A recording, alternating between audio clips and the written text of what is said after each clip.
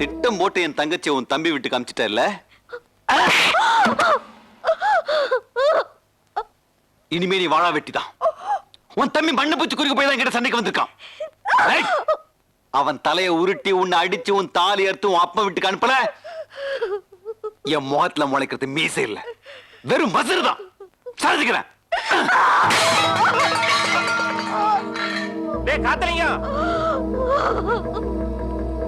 என்ன என்ன இழுத்து வாய் நினைச்சிட்டீங்களா?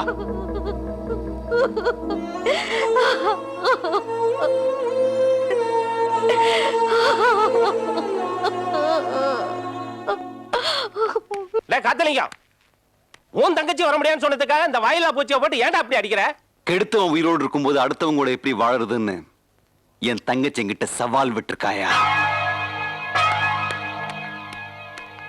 சும்மா எடுத்து பேசிட்டு போகாதடா. இன்னைக்கு இல்லைனாலும் நாளைக்கு ஒண்ணுக்குள்ள ஒத்து போக மாட்டீங்களா? ஒத்து போறதா? என்னைக்குமே கிழக்கும் மேற்கும் ஒண்ணு சேராதா? இனிமே அவனா இல்ல நானா? ஒரு பொண்ணை தூக்கி வந்து தாலி கட்டாம வச்சிருந்தா அது தப்பா போயிடுமா? ஆனது ஆயிடுச்சு. உனக்கும் எங்க அண்ணனுக்கும் கல்யாணம் பண்ணி வைக்கலான்னு முடிவு பண்ணியிருக்கோம். ஆமாயா, எங்க அண்ணனை கண்டிக்க நினைச்சு அப்பாவை என்ன தண்டிச்சிட்டீங்கல்ல? இப்படிதான் நீங்க பேசுவீங்க.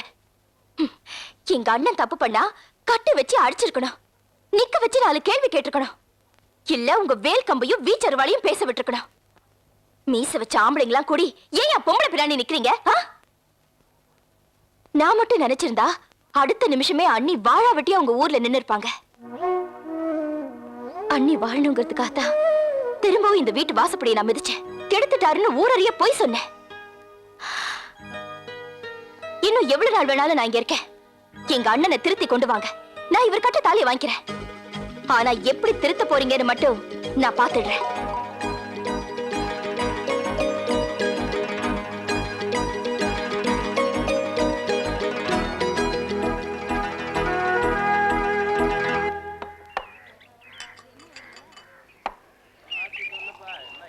ஆரம்பத்துல நான் தப்பு பண்ணிட்டேன்.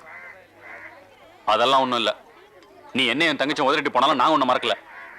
எதையும் எதிர்பார்த்து உங்ககிட்ட நான் பழகல மச்சான். நீ மட்டும் அன்னைக்கு ராத்திரி ஆரம்பிச்சிருந்தா இந்நேரம் 60 ரத்தத்தை பார்த்திருக்கோம்.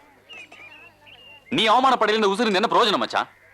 ஒரு வார்த்தை ஊன்னு சொல்ல தலையை வெட்டி கொண்டாந்துறேன் நான். நீ ரொம்ப அவசரப்படுற. இது ஆற போட்டு செய்ய வேண்டிய காரியம். கொஞ்சம் பொறுத்துக்க. எனக்கு ஒண்ணும் இல்ல மச்சான். அனாதை பைய என் தங்கச்சி மட்டும்தான். ஒருவேளை கஞ்சி ஊத்தனா உன் காலையை சுத்திட்டு கிடப்பா.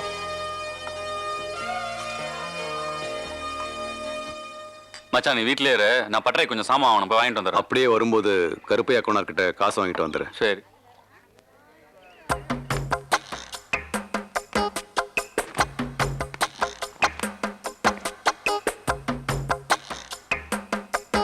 கோவமா?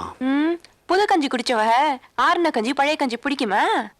நான் பசி எடுத்து மட்டும் வரல, உன் கை பக்குவத்துக்காகவும் நான் வந்திருக்கேன். நானா வேணான்னு சொன்ன? நமக்கு தான் இது நலம் அப்பா இருந்துச்சு.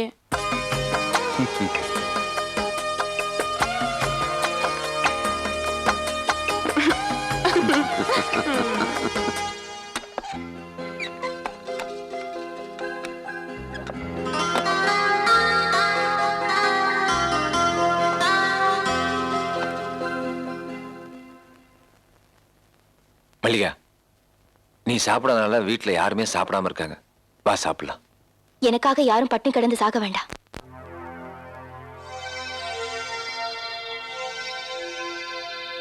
நீ நினைக்கிற மாதிரி நான் தப்பானவன் இல்ல மல்லிகா. நான் யார்கிட்டயும் எந்த விளக்கமும் கேட்கல. இப்ப நான் வீட்டுல தூங்குறது பிடிக்கலன்னா வீதிக்கு வேணா போயிடுறேன். ஆரம்பத்துல இருந்து தப்பு பண்ணவன் நான் தான். தண்டனையை நான் தான் அனுபவிக்கணும்.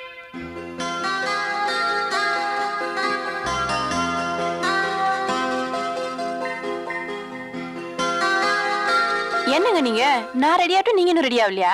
நாம என்ன கொட்டாய்க்கு சினிமா பார்க்க போறோம். கொஞ்சம் பொறுத்தே போலாம். ஐயே இது என்ன ஒத்தரட்ட வலையில போட்டுட்டு கைட்டு ஏன்? கைட்டு கைட்டு. இதுக்கு என்ன? காலையில தான் சந்தையில இருந்து வாங்கிட்டு வந்தது. இதுக்குதான் இவ்வளவு பெரிய கூச்சலா? என்னவோ தங்கத்தையும் வாங்கிட்டு வந்துட்டா மாதிரி. ஆமா, போட்ட ரெட்டை விட செங்கலியா உங்க அண்ணன் குடிச்சே தீர்த்துட்டான். ஏப்பா கணேசா, ஜெயில இருந்து உன் மச்சான் ரிலீஸ் ஆகி ஓட்டம் நடைமா ஊருக்கு வந்துகிட்டு இருக்கான்ப்பா.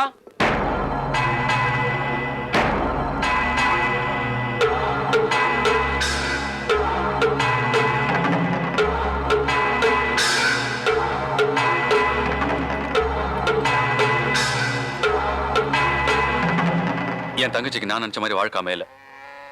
அதை அவன் கெடுத்துட்டான். நானும் அவனை ஜெயிலுக்கு அமிச்சேன். இப்போ நீ ஒரு வார்த்தை சொல்லு மச்சான், ஒரு வார்த்தை சொல்லு.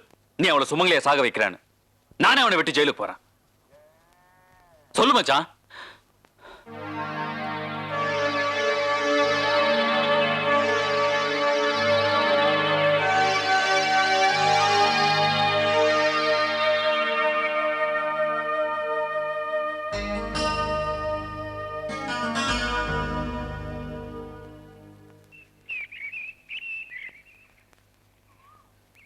ஜெயிலில் மணி அடிச்சா சோத்தை போட்டு மயிர் முளைச்சா மொட்டை அடிச்சுட்டு இருந்தானுங்க.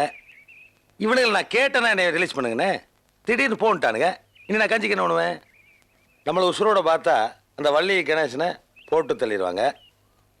அவங்கள நாம் போட்டு தள்ளணும்னா வில்லங்கமாக ஏதாவது யோசிச்சா வேலையாக. அண்ணா யாருக்கு சோளக்காட்டில்? அட பொம்மை நம்மளை விட லட்சணமாக இருக்கே.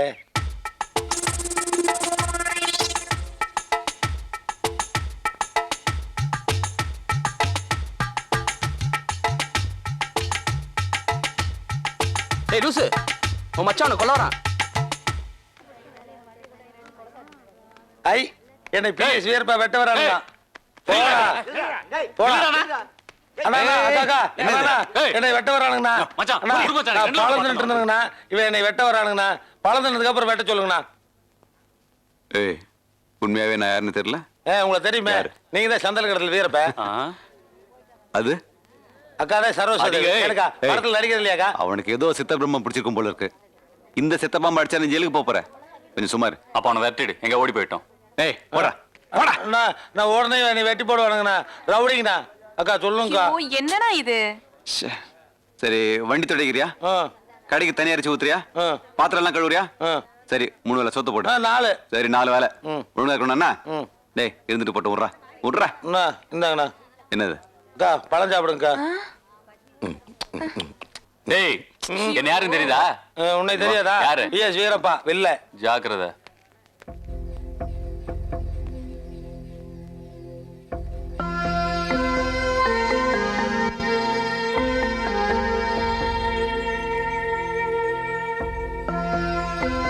இல்ல